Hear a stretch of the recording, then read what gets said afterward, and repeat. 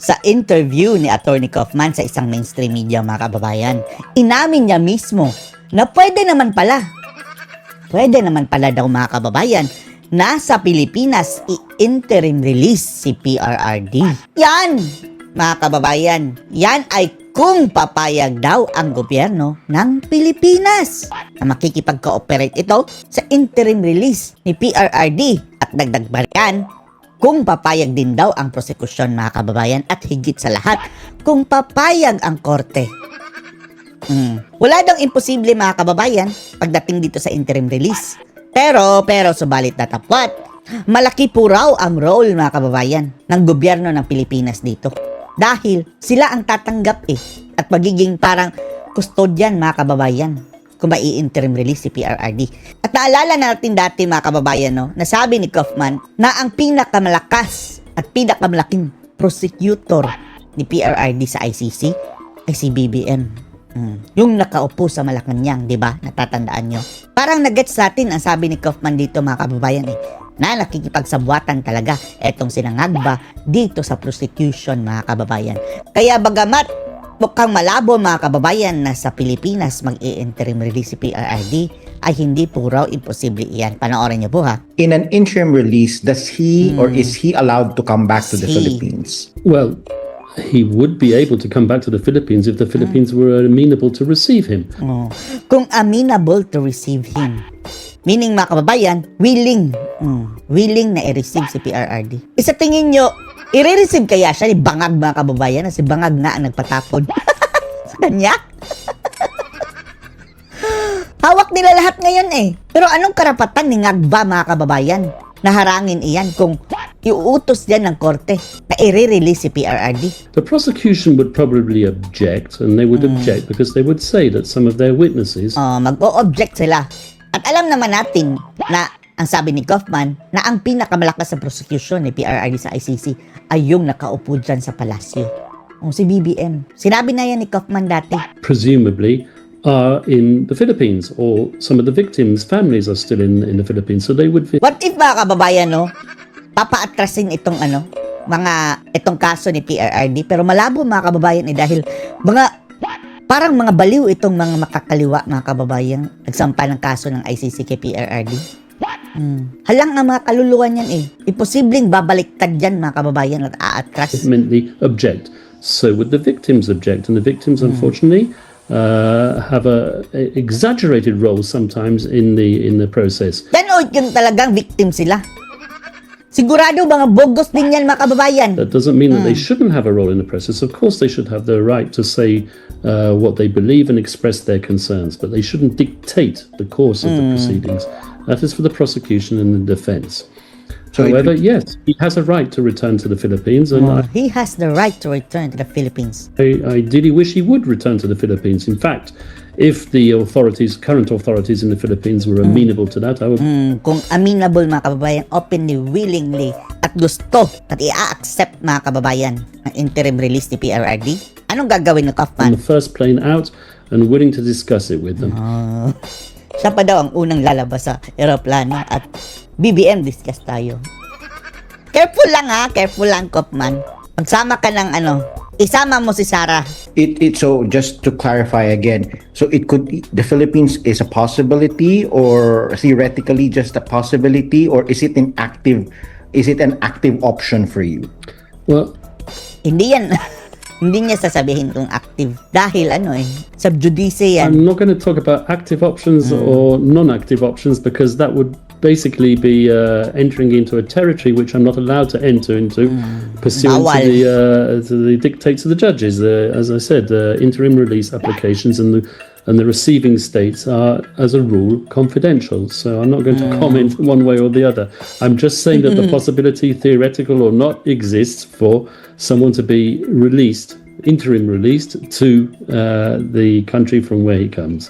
Pero ang tagal na mga kababayan, March, April, May, June, July. Mag-o-August na mga kababayan, magpa 5 months na. Simula nung dinukot si PRRD. Wala bang say ang ICC dyan mga kababayan na ang manner ng paghuli kay PRRD is kidnapping. Wala ngang passport. walang valid visa. Labag sa kanyang kalooban mga kababayan at labag sa batas ng Pilipinas. And from where the Oh. crimes allegedly were committed. As I said, allegedly were committed. So it's I guess what I'm trying to establish is the Philippines is not disqualified on any ground as a possibility for Hindi nga daw, basta hindi lang kukontra si Bangag. for interim release, so long as the Philippine government agrees to it. Correct, and so long as the prosecution and the judges agree to it. Yes, yes, obviously. of course. Not just us who decide, yes. Paano yan, Kung dito mga kababayan, parang, sige, dito nyo i-release pero babantayan namin. Andun lang si Tory lagi mga kababayan sa labas. Parang aso ba o ano bang tawag kay Tory? Aso o unggoy? Nalilito na tayo dahil si John Vic sabi bulldog. Si Base sabi monkey. Andun lang sa labas. Sasabihin ni Tory, "Huwag kang lumabas dyan!" Ewan lang natin kung ano ito si Tory talaga. Okay. Hybrid. I've been reading up on cases that are pending before the International Criminal Court, and a lot of these cases really drag on for years. So Years na! Oo nga!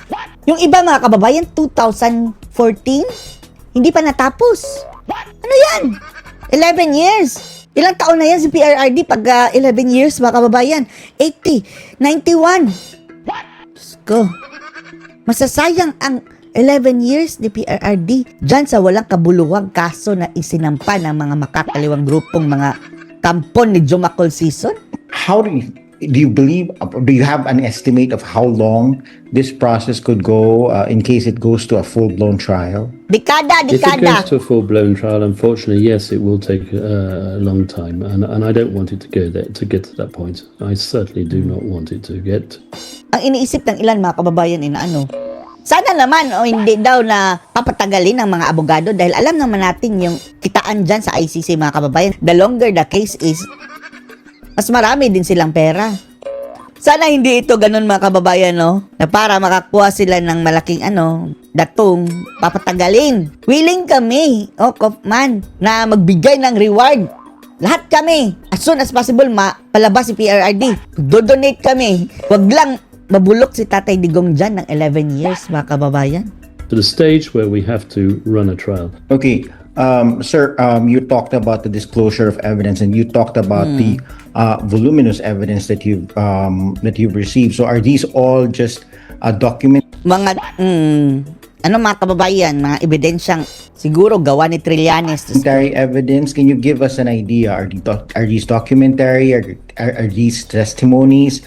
How many witnesses or non-documentary evidence did you receive during the disclosure? Well, the evidence falls broadly into two categories. You have documentary evidence, open source media evidence. Media. Paano yan, mga kababayan? Kasinungalingan itong pinapakalat ng ating media. Yung 30,000 killings mga kababayan ganyan. Yan ang gagamiting ebidensya na imbento nga lang yan ng media dahil kasabwat nila. So paano ba yan? Consider ba na truth tellers itong media? Ang mga animal na yan nakasabwat? Basically, that would be the speeches that the former president gave. Pati mga speeches. Sabi ni Tatay Digong, if you want evidence, don't get it from my mouth. Itong mga bulok na to mga kababayan, which the prosecution are relying on. And then there's the evidence which is derived from witnesses. Now, mato-bato na yan. Yung witness nila mga kababayan, andun na. Tumakas na sa Pilipinas na gamit ang peke na passport. there are two forms of witnesses, two principal forms of witnesses. You have witnesses who are family members of victims or alleged victims. I say alleged victims because it's the prosecution who has to prove whether or not crimes were committed, not the defense to disprove. And then the second Kerwin na yan. obviously category of documentary evidence or testimonial evidence would be that deriving from former, let's say, hitmen, people who Mato-bato, Las Cañas. Ay, ang mga bulok mga kababayan na napatunayan na yung nagsinungaling sa korte. Diyos ko. allegedly carried out the extrajudicial killings. So, paano na yan? Ipakita natin yung mga pagsisinungaling nito sino Mato-bato at Las Cañas. matibay na ebidensya yun mga kababayan na mga sinungaling ang mga animal na yan. Anong masasabi niyo dito mga kababayan na unang-una pwede daw i-release si PRRD sa Pilipinas kapag papayag si Bangag? Anong masasabi niyo dito? Post, comments below.